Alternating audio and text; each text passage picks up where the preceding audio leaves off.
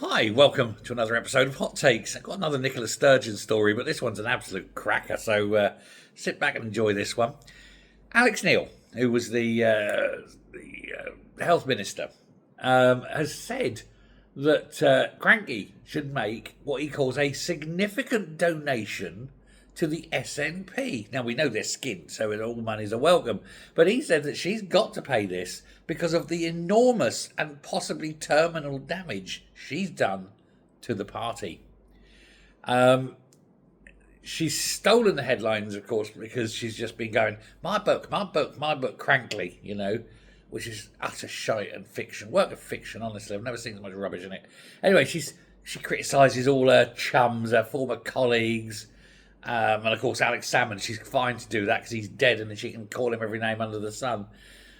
He gets the most hate, and yet he's the one that done the most for her. But she is just filled with a vindictive hate for everyone, really. She's a nasty, hate-filled little ball of pus, really. But she accuses him of opposing equal marriage, whatever that means, overriding her concerns about releasing the Lockerbie bomber, and of having several extramarital affairs. And of course, she's got no proof of any of this, which is why Moira, his widow, is suing the arse off her and the SNP generally, I think. But one of the most startling allegations is that Mr. Salmond, she says, leaked sexual harassment investigation to the Daily Record himself, and that it wasn't one of her team. She's saying, but why would he do that? No. It just doesn't ring true. And of course, he was suing the government at the time of the death. Anyway, what's the word? Malfeasance. Yes, because it was corruption in public office or whatever, misuse of power in public office. But she's been doing all that. But, everything she's done over the last sort of 15 years, really, isn't it? Has basically destroyed the party one thing at a time. You could disagree with each other in Parliament, but now she turned it, you couldn't disagree, you had to hate. It doesn't matter what it is, you don't disagree with them out of a principle. They're the enemy, you must hate them, and that's what she's done. And then, of course, there was the Supreme Court case on holding the second referendum, which she knew in advance she was going to lose, but still did it. She admitted she knew that she was going to lose. So let's get her to pay the costs back, the legal costs back. I'd like to see that as well.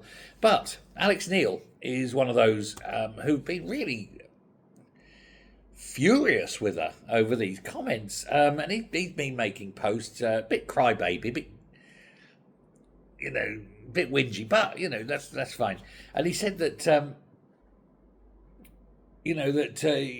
he said that she's full of hypocrisy. I couldn't get the word out there. Full of hypocrisy, which, God, set faces to stun, I'll do there.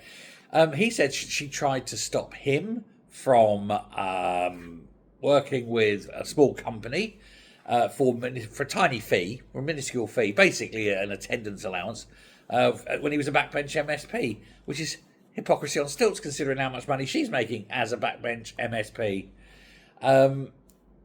And she said that if any charitable donations given, that she now has 2 jobs, which she does, of course. And he said that she should be making a substantial contribution to the SNP as compensation for the damage she's done. And of course, ever since leaving Bute House, she's got her salary, but she's also claimed an extra $182,000 a year. Not a year, over that period of extra earnings.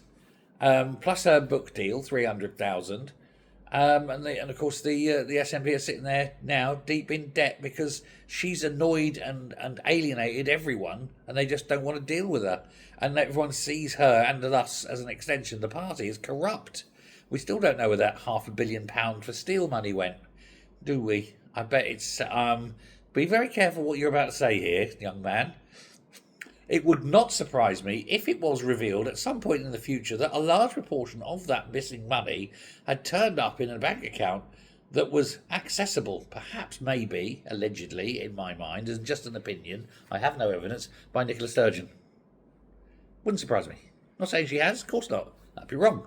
But it wouldn't surprise me. I don't think it would surprise you either. In fact, it wouldn't surprise anyone, would it? Let me know what you think. Thanks very much. Bye.